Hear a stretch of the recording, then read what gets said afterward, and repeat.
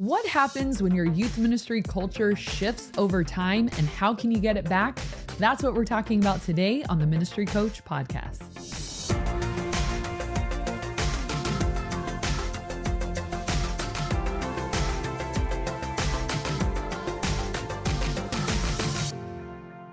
Welcome to the Ministry Coach Podcast. If this is the first time we're meeting, my name is Jeff Lascola, and this wonderful ball of energy over here is... Okay, Kristen Lascola threw me off there, Jeff. That was a new intro. Wow. I like to change things up every now and then. Yeah, that was genius. And today we're talking about how to transform your youth ministry culture. I think we've only done one episode on culture, and that was an interview with Jeff Moores, like right when this podcast was getting off the ground. Excellent episode, excellent interview. Make sure you guys check that out. Yes, and I think it's about time, to go back and revisit this idea of culture. And what do we mean by culture? Like, do you know, sometimes there's... Webster's dictionary define... No. Oh. Big mistake. Never, ever use Webster's or Merriam-Webster's dictionary in a talk. Your listener will turn off right away. That was a unexpected tip for you. I remember learning that in my communications class in college. They were like, start a speech with the dictionary defines. Anyways, culture is sort of an intangible. It can be. So I feel like the topic of it used to kind of confuse me and elude me because I'm like, what do they mean by culture? Because I grew up a culture is people who live in another country, right, and this is what they wear and eat and the music they listen to. And I kind of just was like, what does that mean in terms of an organization? And it's sort of that idea of you don't even know you're in a culture, but you are organizationally. So every church has these intangibles of what make them them. And you've experienced it when you walk into a certain place and you're like, I don't think I'll ever come back here. Right. And was anyone mean to you? Or the opposite. These feel like my people and I feel right at home. Right. And it's you can't always put your finger on it, but you just know when it's a fit. You know when it's good. You know when it's healthy. And so we're going to try to dissect some of that today of what are the makings of a culture? How can we make our youth ministry culture different if it needs to be? And what should it be built on in the first place? And so hopefully today will be super useful, especially as we're going into the new year and you maybe have some goals for your youth ministry and you want to see some things change and get better. Today will definitely be able to help you with that. So number one, you've got to ask yourself, what aspects of my culture need transforming? What is it that's broken? And I think that's sometimes the hardest thing to identify. Yeah. It could be something, for example, nobody respects the leaders. That's a problem. That's a cultural thing. Students look at the leaders who are you? Don't talk to me kind of thing. So what is that? How did we get here? Why is this broken? Another cultural thing could be students never bring their Bibles. Why don't our kids bring their Bibles? Do they just don't think it's necessary? Do they bring their phones instead? Does that matter? How do we feel about all that? Not that it matters that they don't bring their Bible, but sometimes people are well, it's on your phone, so that counts. Or sometimes pastors are no, you need to make an intentional move towards God's word, not just it's my phone and it has everything, including the Bible. I didn't have to think much about that. So you start to look at these areas where you're I don't like this. And that is a cultural thing. Yeah. It's this is just how it is and I don't like it. So what needs to change? And then you kind of look at yourself because you, as the youth pastor, the youth leader, whatever, it starts with you. You have to be the change. That's some famous quote, be the change you want to see in the world. Maya Angelou. I feel like everything is Maya Angelou. I think if you put her name after any quote, they'll believe you. They'll believe you. Yeah. I don't know. Well, Maya Angelou, I'm giving you credit for this. I once quoted her as saying, "The steamed broccoli gave me diarrhea." And no one questioned me. I bet you she said that at some point. Or thought it. Everybody has said that at some point. So it's kind of a general statement. cast your We net know wide. everybody has had that experience. You're not unique. Okay. Yeah. Like you have to be the start of it. So it's kind of that thing of like the leader cannot ask the team, the youth group, the church to do something that they're not willing to do themselves. Yeah. For example, if you value your leaders sitting with the students during program, well, when you're not on stage, where are you? I try to make it a point to make sure I'm always sitting with students on the ground, like where they are. And I kind of hop around to different groups of students. If it's a value for leaders to participate in worship with students and sing and be present and help, then you should be there during worship. If it's a value for leaders to be organized and be on time, then start things on time. And so you're saying all these things without saying them. And the number one agent of change is not only you, but the observable behavior that comes from you. What people observe you doing and your key leaders doing will translate huge into change behavior and culture. None of it happens by accident. It's not just like, well, I hope they know good enough. Like, like you just want to assume, well, that's obvious. People should know you go and sit with your students during worship. But if it's not modeled, if it's not stated, I think stating it is secondary to modeling it. I think it's not like you can never say what your expectations are, what you want, but modeling it speaks so much louder. And then it's just like, I guess this is what we do. Like we sit with students. And so not only yourself, but you want to train your key leaders on this stuff. So whatever you want your culture to be, look to your key leaders and bring them into the conversation and say, hey, here's some things I noticed that I'd like to change. Why don't kids bring their Bible? Here's what I want us to do. I want us to always ask students, where's your Bible? Okay, make sure you bring it next week. You can borrow one this week. We have one available for you, but it's so much better when it's your very own Bible that you can bring home. And write in and make notes in. And if leaders, your key leaders are on board with whatever, hey, we're always going to sit next to kids during worship, like spread out, always be with them. So then the younger leaders or newer leaders or less experienced ones, they see what's going on and they're like, oh, this is what we do. Right. You want it just to be like from day one, oh, every leader sat with the kids. No one had to tell me that. I just could see that that's how things are done here. And then you get on board. There was I can't remember what show it was, but it was kind of like a social experiment where it was people in a waiting room and they were all in on it except for one person. And he came in and sat down and there was like a bell or something that would go off and everybody would stand up, shift a seat over or something like that, and then sit back down. And this guy, the first time he saw it, he just watched it, had no clue what was going on. And then they did it again. And I think it was by the third time he joined in. Going. But what was crazy was that somebody else came in who was also in on it. But someone else came in, sat next to him. And when the bell went off, everybody stood up. He stood up and they shifted over. And this person said, hey, why are we doing this? And he just kind of said, well, every time this bell goes off, we stand up and shift over. Had no clue as to why. This is what we do. But all that to say, if you're seeing something, you kind of catch, hopefully there's a reason for why you're doing it, but you kind of catch just by watching it, you can start like, oh, okay, this is what we do. Yeah. And I mean, it's just human nature. Like, and obviously you could channel that towards very bad things, but that's why these are intangibles. Because you're like, I don't really know how I knew how to do that.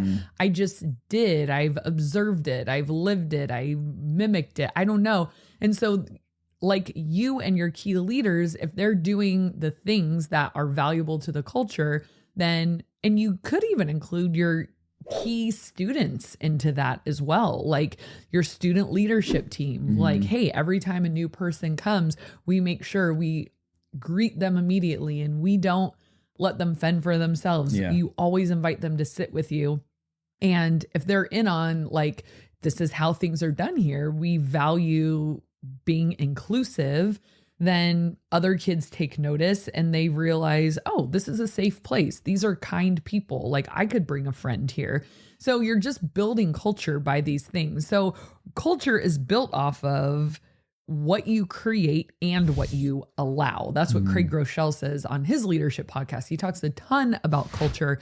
And it's this mix of, okay, so we've created it. Here's what we're going to do. But then you have to think of the other side of the coin of what am I allowing? So meaning if leaders are allowed to show up late without or not show up at all. I think that one's even more. No reason or excuse for why they're not there. Yeah, they just are a no-show, never text, never call. And then their small groups like, where's my leader? And you're like, I don't know. They should have been here, but they're not. What happens after that?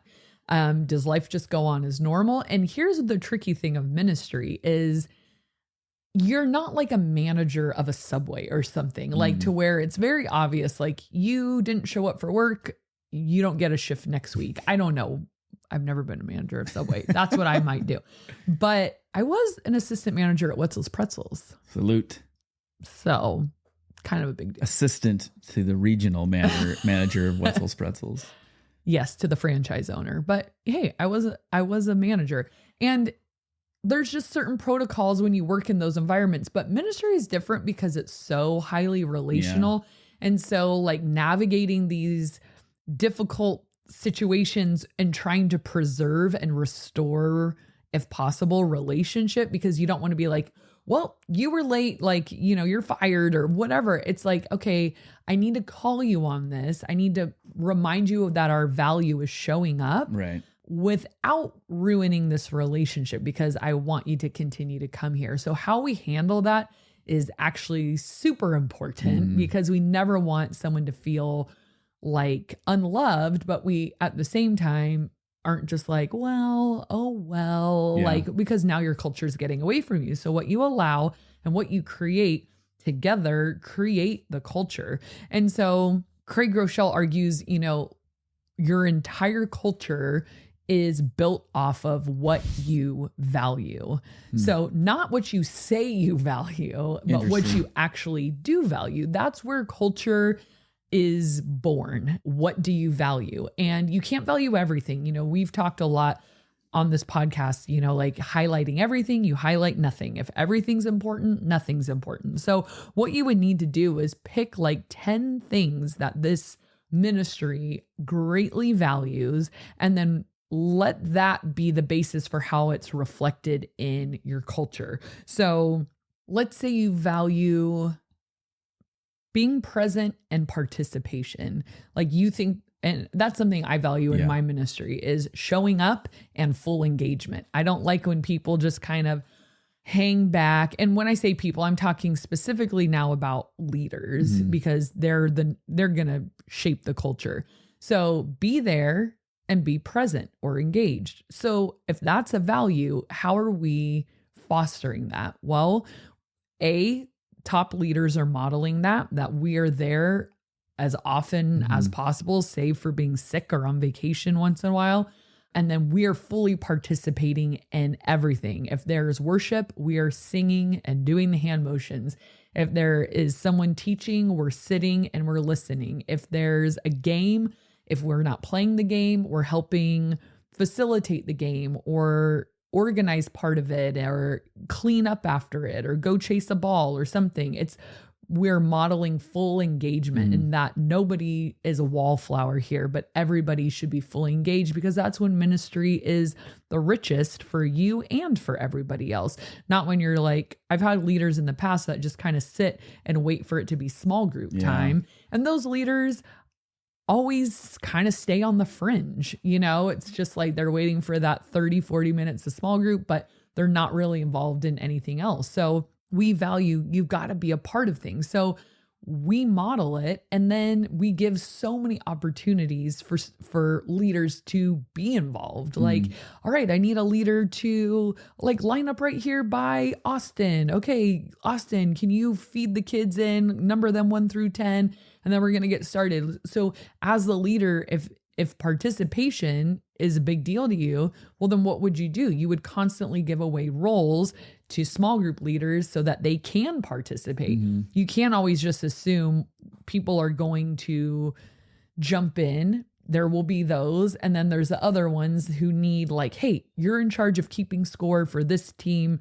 I'm going to be checking in with you every 3 rounds Yeah. or something to get an update. So you can assign these roles too, but it's the idea, hey, all hands on deck. This isn't the Kristen show. Like, this is going to take all of us to make this happen. And you model that week after week after week. So the question becomes for your youth ministry is, what do you value? What do you say you value? And then what is reflected in your youth ministry? If you say you value evangelism, oh yeah, we want people to come to know Jesus, but all you ever do is use insider language. Nobody ever knows what you're talking about. You would have to be like on the inside to know when you're meeting and where you're meeting, and or your lessons are inaccessible for a new believer and there's no opportunity, like stuff like where you're like, Right. well, you're not making it easy for a new person to come here. So if evangelism is a value, how are we making it easy for new people to come and hear and participate? They have a clear expectation of what's next. They know how to get into a small group, all of those things. Yeah. So every church is going to value things slightly differently and put a different emphasis on, fill in the blank of whatever that is for them. But keep in mind, as the primary leader, like, it is sort of up to you to help steer that culture. Yeah. So a next step for you could be to decide and observe, like, okay, what areas is our culture kind of off? What do I see that I don't like? What direction are we heading that I don't want to go? Then, instead of creating a bunch of policies to fix that, like, well, you have to be here at exactly 6:00, or you need to fill out a late slip. And if you get 4 late slips, then that means you get a timeout. Like, Right. I don't know. Like, if you had some weird policy in place, like, that'll fix it. And that policies never actually fix much. And the more policies you have, it's kind of like, it's confusing, but it also creates this like weird sense of distrust. You know what I mean? It's like, have you ever been into a store where they're like, no returns? And if you don't have a receipt, like there's just so many, you're like, or there's like glass in front of the cash register. It's just this ick feeling where you're like, leave your backpack here. Like, I just feel like I'm shopping in prison or something. And I'm like, I don't think Can I get a manager over here so I can buy some socks? They're locked up. That's what I mean. Yeah. When they lock up all the stuff and you have to like push a button, it's just the worst shopping experience. I think the more policies we put in place, it's kind of like we're sending an odd message of like, we don't fully trust you. You guys need to be under some restrictions and lock and key. Whereas if we put the right people in place and our core team is on board with, hey, this is how we do things, and we're going to keep doing them this way, keep doing them this way, keep doing them this way, and show people this is what we value. It's going to be dripped in through our behavior, through our messages, through what we do, through what we emphasize, through what we celebrate. And culture gets transmitted through all of those things, through people, through platform, through celebration, through events. It's dripped in through messages, like all of the things that how we all these avenues of communication that we don't even realize we're communicating our culture, but we really are. Getting those key people on board first and then just living it out is such a better way than putting these policies in place. And then what I've heard it said by one of our executive pastors, what you celebrate gets repeated. So for example, if connecting with students outside of youth group is a value of yours, then when you see a leader who goes to a football game or a band performance or something like that, getting that picture, posting it on social media, tagging them like, wow, like so cool. Caleb went to the football game Friday night, and bringing it up in a meeting like, oh, that was so cool. Like, Caleb, who'd you see? And did you have any cool conversations that night? Or, were the kids so excited to see you? Like asking about that stuff. If it is a value to your group and you want to see that behavior repeated, celebrate it, acknowledge it, platform it. And when your leaders are on board with that, the key leaders, then it kind of trickles out to the rest of the team. And student leadership, like we were talking about too, is a great place to breed that. Like I said, one of my big values for my student leadership team is inclusion. So if I see them doing something awesome, we bring it up at the next meeting. Like, hey, there was this brand new girl and I'm so proud of Stephanie. She like never left her side. She like made sure this girl was with her the entire time and let her be on their team, and they sat together during worship. I even saw them together at pickup. Like she ran the distance with this girl, like way to go. And so then other students are like, oh, that's what's of value here. And that kind of behavior will eventually get repeated. So it's just a mix of like really identifying what your values are we living those out? And who are the people that are helping me perpetuate this culture? And then those things that are like super unhealthy that have gotten and run away from you, I would say make sure you do everything you can to stop that stuff immediately. Yeah. Would you say like prioritize like biggest problem to smallest problem and tackle that? Absolutely. Because those unhealthy things like start to take on a life of their own. Like, for example, an unhealthy cultural pattern would be during worship, kids leave the auditorium and they like hang out in the hallway or mess around in the bathroom or whatever. That was happening a couple years ago. We had an 8th grade class that was like, yeah, I want to play the games and do all the stuff. Oh, message worship, like, let's go out in the hallway. And I'd be like, no. So we had to just station leaders at the back doors of the auditorium. And if a group of kids came up, it was like, no, you guys need to wait. Well, if one kid comes up and is like, hey, can I go to the bathroom? Of course you can, but then we have more leaders in the hallway and in front of the bathrooms, making sure everyone's just going in and coming out. And that's that. Making sure they wash their hands. Yeah. And they go back into the auditorium because we didn't want to create this culture of like, you can hang here or hang there, whatever. And sometimes I'd have to actually pull students aside and say, hey, one of our values here is when you're here, you're doing what we're doing. I said, you can't come here and just kind of create your own schedule of like, well, I don't feel like doing this and I'd rather be over here. I said, wherever we are is where you need to be. And I'm not saying you have to play the game if you don't want to. If you don't want to sing worship, I can't make you, but you need to be there. But the level of participation is up to you, but you have to be present where we are. Yeah, just being respectful of what you're doing. So if you can identify in your audit of your youth ministry, let's say 5 things, you're like, these are some key points of unhealth or that, we need to change. How many do you think, or let's say you have 10, how many do you think you should tackle at a time? Or do you just tackle all I guess 10? It just depends how complicated it is, because students leaving the auditorium, that took me 5 minutes to solve. Yeah. Station leaders at the door, station leaders in the hallway. And I think we need to even tighten that up again, because we got lax because the kids were good and we didn't need to like hold down the fort as much as we did with the old class. But then some of those are starting to creep back in. So I think some things are an easy fix, like 2 seconds, station leaders. But then some things get a little more like deep seated, like disrespect is very hard to turn around. You can't just make a blanket statement. Hey guys, don't be disrespectful. Like that doesn't. Shut up, lady. Right. Exactly.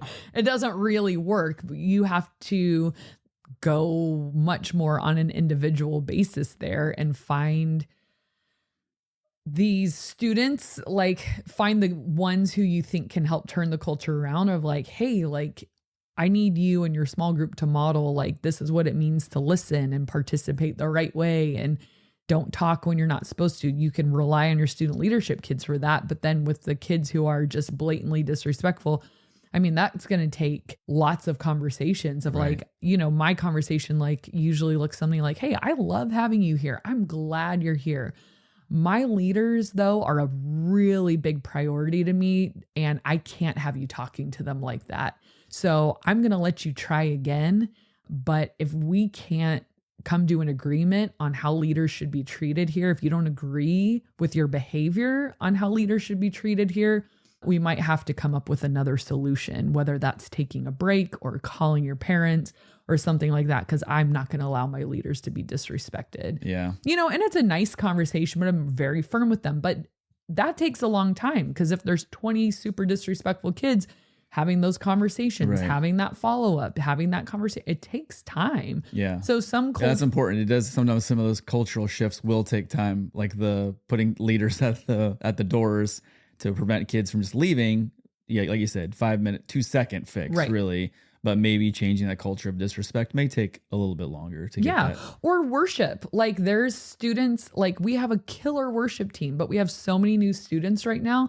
They don't really get it. Like, what? Well, why are we singing? So changing that culture for them to help them understand, like, we need to be patient with their level of spiritual growth. It's like, okay, you're just not quite there yet, but I'm not going to allow you to ruin this for other people. So I'll just say, hey, you don't have to sing, but could you not be a distraction during this time? Like there's students around here trying to worship, but maybe just read the words and see if God says anything to you through them if you don't feel like singing. Yeah. So maybe take the last part of this year to kind of identify some of those key points that you think might be unhealthy or things that need to change and shift in your culture and tackle those first. If you're listening to this in any other time of the year, then maybe just set a kind of like a deadline for how long you're going to give to go over those things, think about those things, and then start to implement those things. But obviously sooner the better, right? And if you are having trouble identifying them, ask your team. Just say,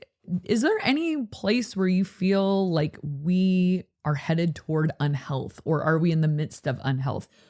From where you sit, do you see an area where you're like, man, like this youth group would be so much better if we could change people's attitude here or their behavior here, or here's a pattern I notice, and get their opinions too, because they are like in the trenches. They're with the students and they probably see things that you might not. Yeah, it could be a blind spot for you, but where your leaders are sitting from, they might have a much better perspective of that. Make sure you guys check out the interview we did long time ago with Pastor Jeff Moore's Rhythm Church in Oceanside. It was a really good episode. And actually, I remember saying in that episode, we need to have Jeff back. And it's been 4 years. It's probably time to have Jeff back. Different Jeff, better Jeff. Okay, we're going to do a question of the day and a community comment of the day. It's the question of the day. And I'll be honest, we've been doing this podcast, like I said, for about 4 years now. Many episodes, many questions. Sometimes I forget if we've done questions or not. And so that's why we'll say, like, I wonder if my answer is going to be the same. I can't remember if we did this one or not, but we'll go for it. What is a movie that unexpectedly makes you cry? My answer is more of a show. Oh, okay. It was the dolphin show at SeaWorld. So we went to SeaWorld. Because of those poor endangered species being captivated? No, because they were so majestic and beautiful and talented. And the music and just watching them jump and flip and just... I was so amazed. How do you guys... And when you think, like, we have 2 dogs that we can't get to go to the bathroom outside for years. And these people have dolphins that are doing backflips. I know. Synchronized backflips. How do you do that? And they were like, their abilities. Come teach my cried. dog to poop on the grass. I was very choked up during this. I could have sat there all day. There was like a show every 2 hours all day. I'm like, if it hadn't been so hot on those darn bleachers, I probably would have. The heat was evaporating your tears. I would have watched every single show that day. It was mesmerizing. Well, mine's going to be a lot less interesting then. I love the movie Hoosiers. Shout out to those of you who are living in Indiana or from Indiana. It's a basketball movie, and I believe it was set in the 40s. I get choked up. Or even the theme music to it just gets me all emotional. I don't know what to do. Didn't do it for me. I'll tell you that. Well, boring. Put it in the comment section below if there's an unexpected movie that makes you or cry show. or tear up. Yeah. Or animal feature at some theme park. Ocean animal show. It was really cool, I'll admit. And it was really hot that day. All right, the community comment of the day. This comes from Kendra Harnden, who says, And this is in response to what she loves about this podcast. And she says, it's tangible. I'm just starting out, so I've been devouring your content for several months now and always come away with something I can put into play. Wow.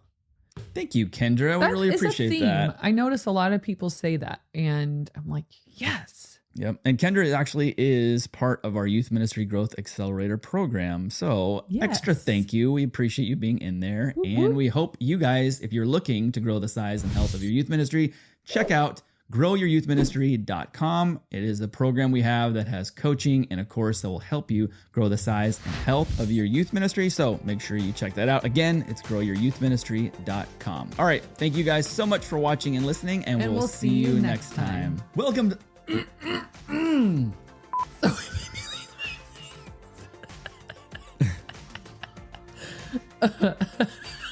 What? I don't know why you can't do it. I'm going to do it because you can't. Kobe.